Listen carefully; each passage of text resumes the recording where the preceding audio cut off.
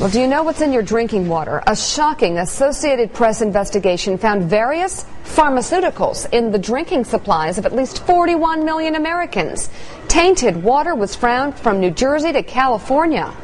NBC's Tom Costello is following the story from Washington.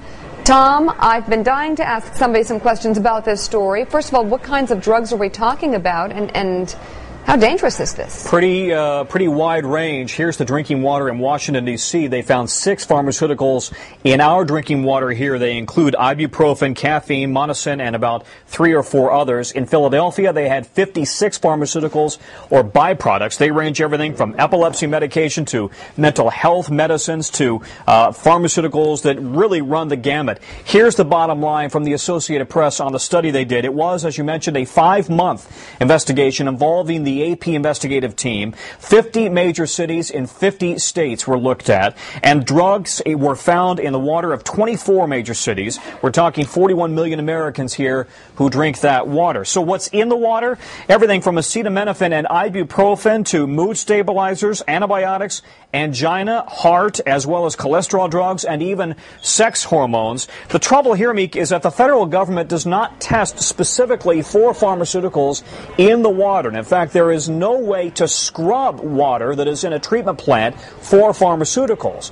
And so now we have a situation where states and cities across the country are just starting to realize that there are the remnants of pharmaceuticals in the drinking water. All of that said, we should emphasize, we're talking here about parts per billion or trillion, really minute traces of pharmaceuticals that are in the water. And you say, well, how did it get there?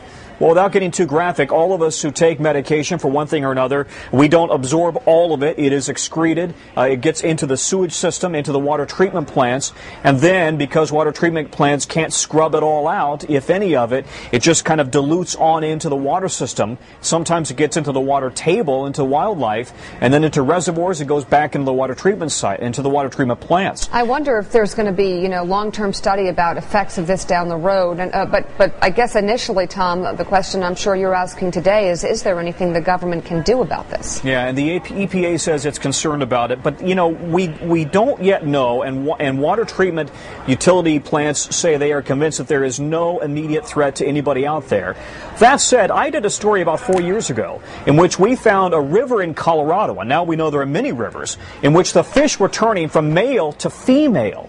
And the reason was because there was too much estrogen in the water. The natural female hormone was literally turning male fish into female fish, and the thinking was that this is a canary in a coal mine. So now the question is, what's the impact on humans? Yeah, that's the next one. Tom Costello on this story from Washington. Thank you very much.